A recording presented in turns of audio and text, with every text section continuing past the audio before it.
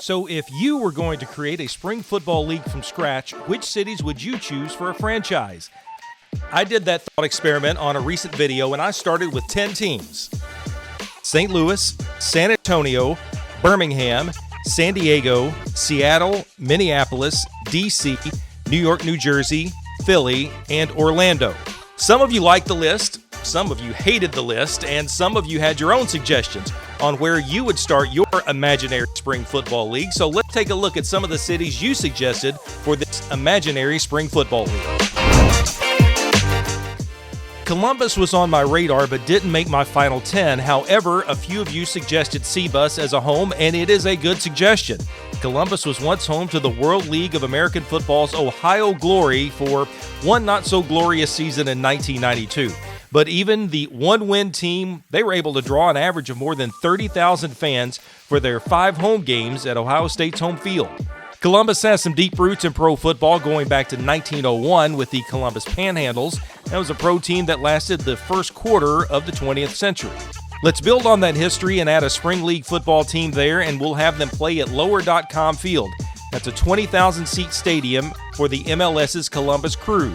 Seems like a perfect fit. Portland was another popular pick for a spring league franchise. Portland has its own history of alt football, from the World Football League's Portland Storm and the Portland Thunder to the USFL's Portland Breakers. In fact, the team played at Providence Park, now home to the MLS's Portland Timbers and NWSL's Thorns. Seems like a good home to relive some spring football history. Several California teams were named in your suggestions, like Oakland and Sacramento, and I like those two cities for a couple of reasons. One being that it would create a natural rivalry with San Diego, which I believe deserves a spring football league team in fantasy and reality. And two, these two cities would surely give their teams more support than the many attempts at non-NFL football in Los Angeles. The USFL's Oakland Invaders drew more than 40,000 fans to its first home game in 1983, but after a disastrous start to the 1984 season, some of those announced crowds were about 8,000. That said, put a winner on the field and maybe Oakland fans will stick around.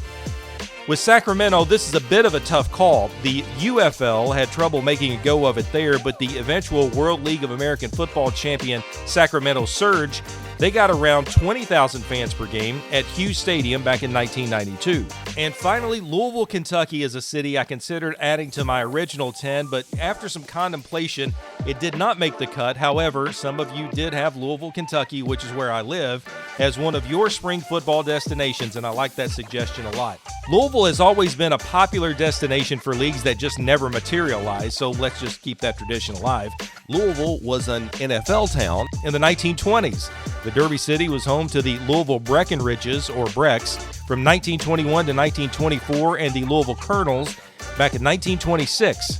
A spring league football team in Louisville would build a rivalry with nearby St. Louis, maybe even Columbus, to provide a Midwest division.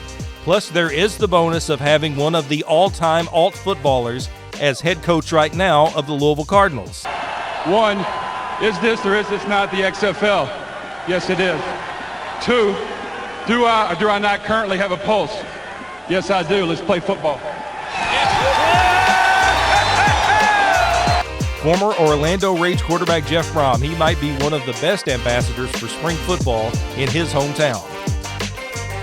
Thanks to everyone who watched this video, and thanks to everyone who watched the other one and weighed in with their suggestions of where we're going to start our imaginary spring league.